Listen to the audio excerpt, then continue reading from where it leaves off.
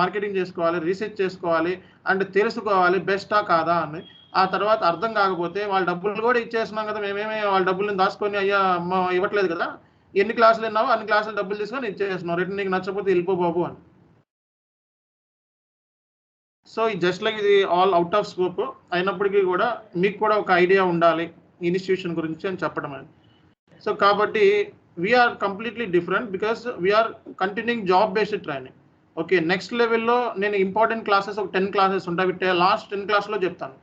So first దానికి ఏంటంటే మీ అందరికీ ఒక గైడెన్స్ ఇస్తున్నా. ఓకే, జిఎస్టీ అంటే ఏంటి, అసెట్ అకౌంటింగ్ అంటే ఏంటి, what is automatic payment program, what is what అలా వాట్ ఈజ్ వాట్ అనేది నాలెడ్జ్ మీకు వచ్చేసింది అంటే నెక్స్ట్ లెవెల్లో మీకు అండర్స్టాండ్ చేసుకోవడానికి, ఓన్గా కాన్ఫిగరేషన్ చేసుకోవడానికి, ఓన్గా సిస్టమ్ అర్థం చేసుకోవడానికి ఇంకొక 50 రోజులు దానికి ఇంటరాక్షన్ గ్రూప్ అనే హెల్ప్ చేస్తున్నాం. అండ్ అర్థం కాకపోతే జీరో నాలెడ్జ్ ఉంటే ఇంకో గ్రూప్లో జాయిన్ అవ్వమంటున్నాం. సో కాబట్టి నేను ఇది నా సైడ్ నుంచి మీ అందరికీ చెప్పేది ఇదే. సో కాబట్టి ఏ చేసినా నేను డైరెక్ట్గా చేస్తాను అండ్ ఓపెన్గా చేస్తా.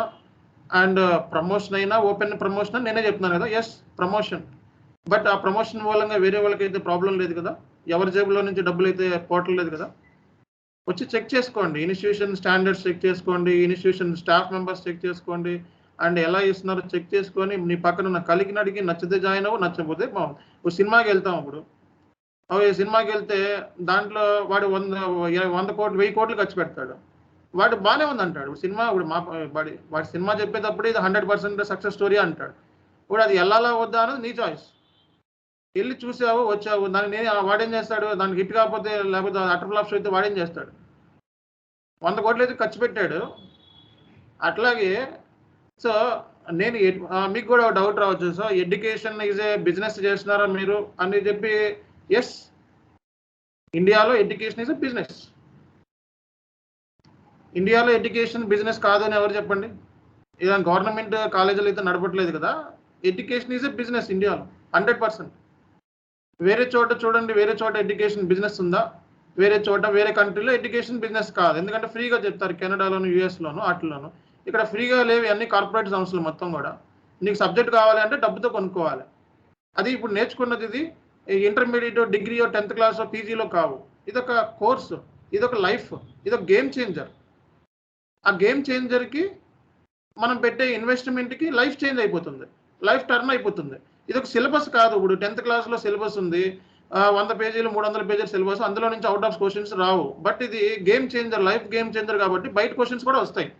మరి ఆ టాలెంట్ బయట క్వశ్చన్ వచ్చినప్పుడు ఏం చేయాలి అని మేము సజెస్ట్ చేసి మీకు గైడ్ చేస్తున్నాం కాబట్టి ఈ ఫీజు తీసుకుంటాం. అది మార్కెట్లో ఆ స్టాండర్డ్ని బట్టి ఒకడు 1000 రూపాయలు తీసుకుంటాడు, ఒకడు 10,000 తీసుకుంటాడు, ఒక 20,000 తీసుకుంటాడు, ఒక 50,000 తీసుకుంటాడు.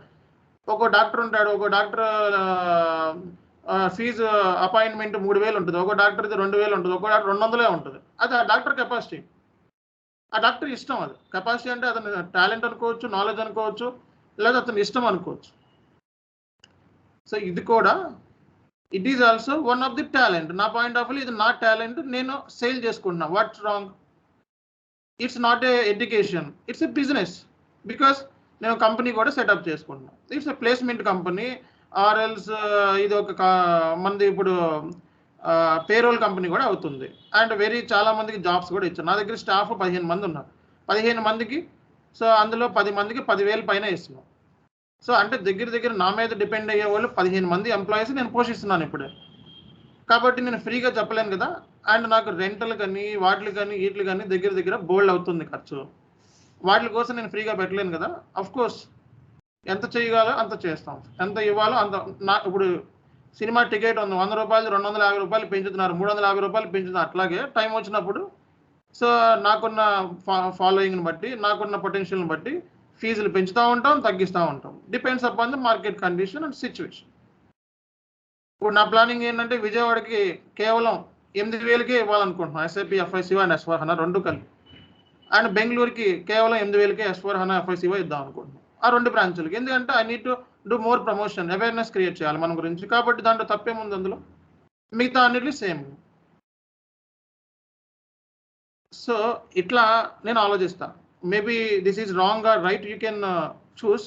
నా పాయింట్ ఆఫ్ వ్యూలో నా ఆలోచన ఏంటంటే ఒకరిని ఇబ్బంది పెట్టినంత వరకు ఎవరిని డ్యామేజ్ చేయనంత వరకు. ఇప్పుడు డ్యామేజ్ అంటే ఏంటి, మనం కొంతమంది స్టూడెంట్ని సాటిస్ఫై చేయలేకపోవచ్చు. ఇక్కడ ఉండే 100 మంది ఉంటే 100 మందిని సాటిస్ఫై చేయలేం. కొంతమంది సోది చెప్తున్నాడు రా, కొంతమంది ఎక్సలెంట్ చెప్తున్నాడు, నాకు ఇదే కావాలంటారు. కొంతమంది వీడు సోదిగాడు రా బాబు, వీడి దగ్గర ఏమీ లేదు మ్యాటర్ అని బోల్డ్ మంది అనుకుంటారు. రివ్యూ చేసినప్పుడు RRR సినిమా చూసాం, waste cinema utter flop show అన్నవాళ్ళు ఉన్నారు, బెస్ట్ సినిమా సూపర్ హిట్ అన్నవాళ్ళు ఉన్నారు. మా పాయింట్ ఆఫ్ వ్యూలో మా బెస్ట్ షో ఏదైతే ఉందో, మాకు వచ్చింది ఏదో అదే చెప్తాం, అదే బెస్ట్ షో.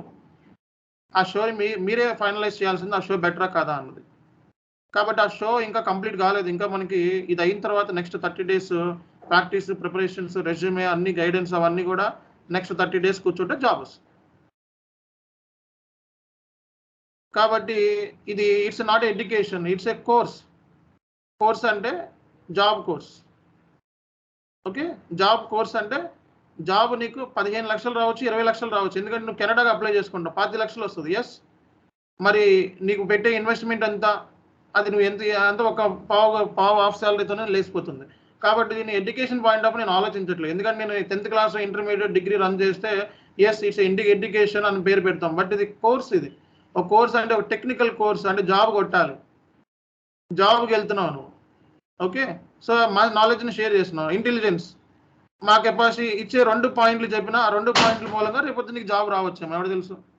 ఫర్ ఎగ్జాంపుల్, ఈరోజు నేను ట్యాక్స్ INN, ట్యాక్స్ INJ అని చెప్పాను. ఓకే, అది ఎవడో చెప్పడు బయట, నేను చెప్పాను. ఓకే, మన స్టూడెంట్స్లో కొంతమంది తెలుసు. అదే క్వశ్చన్ ఇంటర్వ్యూలో అడిగాడు, మిగతా స్టూడెంట్స్ సెలెక్షన్ కాలేదు, మన స్టూడెంట్ సెలెక్షన్ అయ్యాడు. నీ 10 లక్షల శాలరీ వచ్చింది, నువ్వు విన్న క్లాసు 10 నిమిషాలే. వాట్, దీన్ని ఏమంటారు? అందుకే ఎవడు నీకు రియల్ టైం చెప్పడు మార్కెట్లో. ఇవన్నీ చెప్పిన కాడి నుంచి ఏంటంటే, సో ఏదో ఈ పక్కన ఇన్స్టిట్యూషన్ పెడతాడు, చెప్పినోడే మనం చెప్పిన స్టూడెంట్ తీసుకెళ్ళి మళ్ళీ పక్కన పెడతాడు. వాడు మనం ఏం చెప్తే అదే చెప్తాడు. సో వాడు చెప్పేది ఒకటే కదా అంటాడు. ఇంకెవడు చెప్తాడు రియల్ టైం? అట్లా అయిపోయింది మార్కెట్. సో వాడి జాబులకి వెళ్ళు, వాడి పని ఇదే ఇంకా. సో అందుకే ఏంటంటే, సో ఈ పాయింట్ ఆఫ్ వ్యూలో మీరు కూడా ఆలోచించాలి. సో మీరు నేర్చుకునే నాలెడ్జ్ ఏదైతే ఉందో అది వెరీ వాల్యుబుల్ అండ్ కౌంట్లెస్. దాని మూలంగా మీ సక్సెస్ అనేది షార్ట్ స్పాన్ ఆఫ్ టైంలో ఎక్కడో వెళ్ళిపోవచ్చు. నేను 1 yearలో సక్సెస్ అయ్యి చూపించాను అందరికీ కూడా. లైఫ్లో గేమ్ చేంజర్ SAP నా పాయింట్ ఆఫ్ వ్యూలో. బికాస్ ఈ గేమ్ చేంజర్ ఎందుకు అంటే 1 yearలోనే నేను ఇంత డెవలప్ అయ్యాను అంటే బికాస్ ఆఫ్ SAP. ఓకే, కాబట్టి ఇది ఒక గేమ్ చేంజర్ అనుకోవాలి. ఇది అందరికీ మన తాటిపత్రాల మీద రాసినట్టు ఊరంతా పంచుకుంటా పోకూడదు ఇది. ఓకే, ఇది ఒక సీక్రెసీ, ఒక సీక్రెట్, ఒక లాజిక్, దానికంటే ఒక మెయింటెనెన్స్, దాన్ని నీట్గా మనం జాగ్రత్తగా పరుచుకొని మన పొటెన్షియల్, మన ఇంటాంజిబుల్ అసెట్ ఊర్లో వాళ్ళందరికీ చెప్పాం కదా మన దగ్గర ఎంత ఆస్తులు ఉన్నాయిరా బాబు అని చెప్పి, అది మెయింటైన్ చేయాలి మీరు కూడా నెక్స్ట్ లెవెల్. ఎవరి టాలెంట్ వాడిది, టాలెంట్ లేకపోతే నేర్చుకుంటాడు 10 సార్లు. జాబ్ అంటే ఇప్పుడు కోర్సు నేర్చుకుంటాడు. ఎడ్యుకేషన్లో 2,000 మంది స్టూడెంట్స్ ఇస్తారండి. 2,000 మంది ట్రైనింగ్ ఇస్తే అందులో జాబులు కొట్టేది, గవర్నమెంట్ జాబ్కి వెళ్ళేది ఒక 5 మంది ఉంటారు. మిగతా వాళ్ళందరూ వేస్టా? ఆ కోర్సు నేర్పించినోడు మోసం చేసినట్ట? వాళ్ళ దగ్గర అందరి దగ్గర డబ్బులు తీసుకుంటారు, వాళ్ళందరూ మోసం చేసినట్ట? ఇప్పుడు ఎడ్యుకేషన్ ఇన్స్టిట్యూషన్ మోసం చేసినట్ట? పొటెన్షియల్ ఎవరి దగ్గర ఉందో వాడు వెళ్తాడు, ఎవరి దగ్గర అయితే ఇంట్రెస్ట్ ఉందో వాడు జాబ్ కొడతాడు, ఎవరి దగ్గర అయితే ఇంట్రెస్ట్ లేదో పోరం పోగల్లో రోడ్డు మీద తిరుగుతారో వాళ్ళు జాబ్ కొట్టరు. సో ఎవరికైతే వేరే టాలెంట్ ఉందో వాళ్ళు వేరే ఫీల్డ్స్లో వెళ్తారు. అట్లాగే మేము ఎంతోమంది ట్రైన్ చేస్తాం మార్నింగ్ నుంచి సాయంత్రం వరకు. వాళ్ళందరూ జాబ్ కొట్టాలని మా పాయింట్ ఆఫ్ వ్యూ లేదు. వాడి ఇంట్రెస్ట్, వాడు బుక్స్ మీద పట్టుకొని చదువుతూ ఉంటే ఓకే, ఫ్యాన్ కింద పెడితే తిరుగుతూ ఉంటుంది, అటాగే చూస్తూ ఉంటుంది. ఇప్పుడు అలాంటి వాళ్ళు ఉంటారు, ఇలాంటి వాళ్ళు. అందరికీ జాబులు ఎక్కడి నుంచి పట్టడం కుదరదు కదా. అందుకే సో దానికి ఒక ప్రొసీజర్ ఉంది. ఇంట్రెస్ట్, నీకు జాబ్ కొట్టాలి అని ఇంట్రెస్ట్ ఉంటే నేను చెప్పే కాన్సెప్టే అవసరం లేదు. జస్ట్ యూట్యూబ్లోకి వెళ్ళి చూసుకొని కూడా జాబ్ కొట్టచ్చు నువ్వు. యూట్యూబ్లో ఉండే ఆ వీడియోలు చూసి, నా యూట్యూబ్లో ఉండే వీడియోలు చూసి ఈ 18,000 కూడా అవసరం లేదు. ఆ యూట్యూబ్లో ఉండే వీడియోలు ఉంటే దాంట్లో ఎట్లాగైనా సరే నువ్వు కూర్చొని పొద్దున్న సాయంత్రం వరకు కూర్చొని పిచ్చోడయి ఎట్లాగైనా 30 రోజులు 50 రోజులు జాబ్ కొట్టేయచ్చు డబ్బులు లేకపోతే. కానీ మనకు బద్ధకం కదా, అన్ని చూడాలి, అన్ని చేయాలి, అంత గైడెన్స్ అవన్నీ దొరకవు. కాబట్టి ఇక్కడికి వచ్చారు. ఎక్కడి నుంచి స్టార్ట్ చేయాలో తెలియదు, ఎక్కడి నుంచి ఎండ్ చేయాలో తెలియదు. దానికోసమే ఈ నిరీక్షణ. కాబట్టి నా పాయింట్ ఆఫ్ వ్యూ ఏం చెప్తాను అంటే, నేను సో సబ్జెక్ట్ అనేది వేరు అండ్ జాబ్ కొట్టడం వేరు. జాబ్ కొట్టాలి అంటే communication, presentation, excellent delivery and దాంతోపాటు విత్ సబ్జెక్ట్ నాలెడ్జ్, అది కూడా డెప్త్ నాలెడ్జ్. ఈ 3 ఫ్యాక్టర్స్ జాబ్ కొట్టడానికి ఉపయోగపడతాయి. అదే మనకి రియల్ టైంలో సర్వైవ్ అవ్వాలి అంటే సిస్టమ్ మీద ప్రాక్టీస్, సిస్టమ్ మీద విపరీతమైన ప్రాక్టీస్ ఉండాలి. అండ్ సిస్టమ్ని అర్థం చేసుకోవాలి, సిస్టమ్ని లవ్ చేయాలి. సిస్టమ్ని లవ్ చేయటం అంటే సిస్టమ్ నుంచి టక్కున ఎర్రర్ వచ్చింది అంటే ఆ ఎర్రర్ ఏంటి అనేది సాల్వ్ చేయడానికి ఆలోచించదు.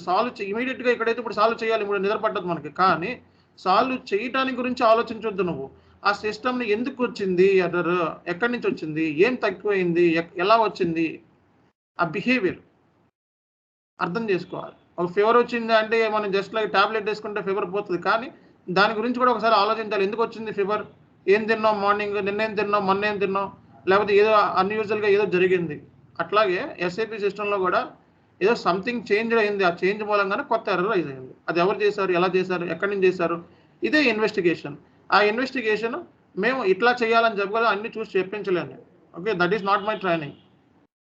ఓకే, సో కాబట్టి దాని ఇన్వెస్టిగేషన్ మీరు చేయాలి. నేను 10 చెప్తే మీరు 50 ఎతకాలి. సో అప్పుడే మీరు హై లెవెల్లో వెళ్ళి పని చేయగలుగుతారు అండ్ ఫ్రీలాన్సింగ్ అవుతారు. గంటకి 8,000